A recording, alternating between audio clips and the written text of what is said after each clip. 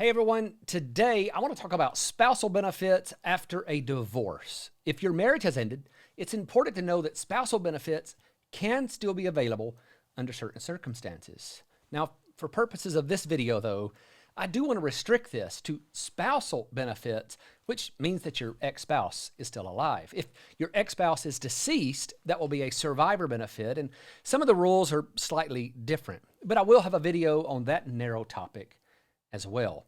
The rules for a spousal benefit after a divorce are simple. The marriage must have lasted at least 10 years. You must be 62 or older. You must be unmarried. And your ex-spouse must be receiving benefits, or your ex-spouse is at least 62 and the divorce has been final for at least 2 years. And those are the big qualification rules, but if we stop there, we're only telling part of the story about how spousal benefits work in a divorce. So I think the easiest way to break the rest of this down is just to answer some of the questions that I'm asked all the time. So first up, are there exceptions to the 10-year marriage requirement?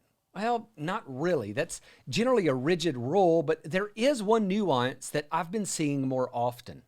The rules say that the 10-year requirement is met if the divorce became final on or after the 10th anniversary of the marriage. But I've been running into more cases where a couple was married, then divorced, then they remarried, and then divorced again. In one case, a spouse hadn't filed for Social Security benefits because she was told by her divorce attorney that her marriage didn't last for 10 straight years, and thus she was ineligible. Now, while it's true that a divorced spouse benefit does require a 10-year length of marriage, it doesn't have to be 10 straight years of uninterrupted marriage.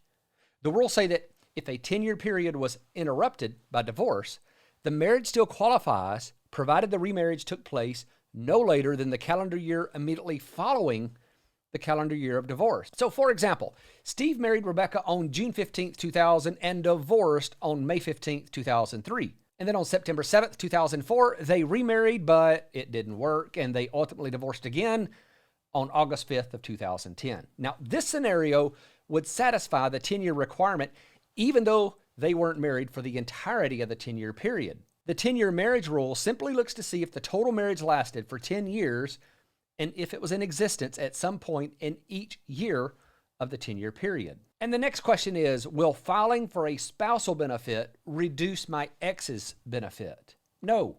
You collecting a spousal benefit will not reduce the amount your ex-spouse can receive. In fact, your ex-spouse could have a string of ex-spouses who could each get a full benefit if they met the qualifications, and none of those would reduce his or her, the ex-spouse, benefit by a single penny. The next question I get is, does my ex-spouse have to file for benefits first? No. One of the key distinctions between spousal benefits for a currently married spouse and spousal benefits after a divorce is you don't have to wait on your ex-spouse to file for their benefits before you can file for yours. That's so long as you've been divorced for at least 2 years prior to filing for spousal benefits and your ex-spouse is at least 62.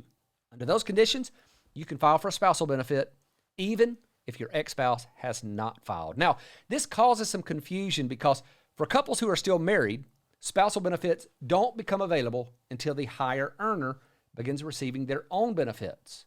But just to know, the ability to claim your benefits irrespective of what your spouse is doing is really good news because it means you don't have to coordinate your retirement date with your ex-spouse. The reason this rule was put into place is because your ex-spouse shouldn't have any input in the decisions that you make about spousal benefits. And in fact, they won't even be notified when you filed for those spousal benefits.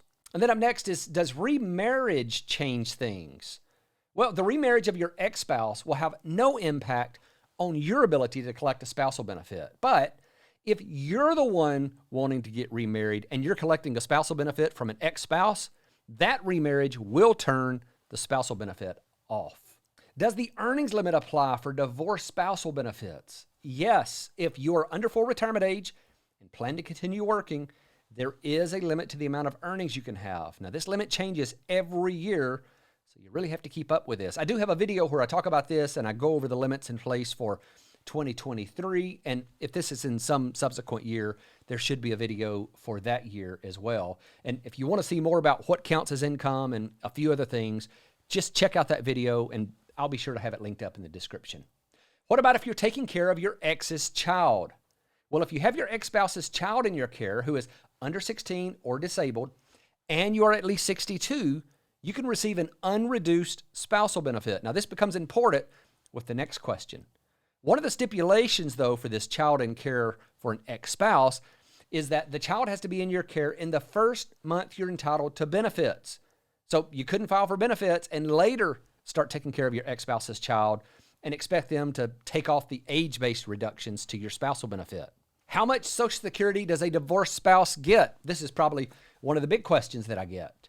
A divorced spouse benefit is calculated the same way that a spousal benefit is for someone who is currently married. Now, I'm going to link up my video in the description that goes into lots of details about various scenarios with spousal benefits, but the broad rule is that an ex-spouse can receive up to 50% of their ex's full retirement age benefit amount. Now, to do that, you have to file at your full retirement age unless you meet the exception that we just talked about where you're taking care of the ex-spouse's child. Otherwise, if you file earlier than full retirement age, your benefit will be reduced. Now, you can file as early as age 62, but you'd only receive about 70% of the spousal benefit. And just note, your payment is going to be based on the full retirement age benefit of your ex-spouse, even if they file before or after their full retirement age. So their filing decision is not going to impact the amount of your spousal benefit. So then, knowing that your spousal benefit is going to be based on the full retirement age benefit of your ex-spouse, the big question is, how do you get the benefit amount of your ex-spouse? For planning purposes, you need to know if you can get a spousal benefit, if your benefit's going to be lower than that spousal benefit, or if your benefit's going to be higher than that spousal benefit. And that's what tells you if you're going to be eligible for a spousal benefit. But you can't just call and get the benefit of someone that you aren't connected to. For example, you couldn't call and get my benefit, and now that you're divorced, they're going to treat your ex-spouse's benefit as private information, much as they would my own benefit. But it's also different because it affects you. So there are some protocols to follow so you can find out how much your ex's full retirement age benefit is. The administration is going to ask you for a marriage certificate, a divorce decree, and your ex's Social Security number. Now, a lot of people don't remember that, and I don't blame you for not keeping that information in your head, but you may be able to find your ex's Social Security number if you go back to some older tax returns. If you file jointly, it's going to have his or her Social Security number listed. But if you simply can't find it, they do have several other pieces of identifying information, which really shouldn't be that hard to come up with. And once they have you and your ex verified, they should provide you with his or her primary insurance amount. This is generally the same as the full retirement age benefit, and it's the number that your spousal benefit and potentially your future survivor benefit will be based on. Just know that you're not going to get both your benefit and the full spousal benefit. You'll only get the spousal benefit to the extent that it exceeds your own benefit.